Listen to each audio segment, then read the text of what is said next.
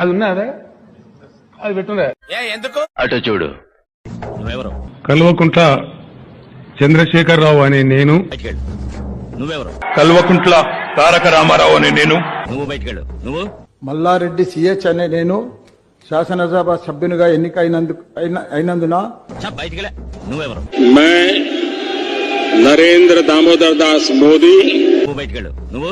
యనమల రేవంత్ రెడ్డి అను నేను అయ్యా నమస్కారం. Good man.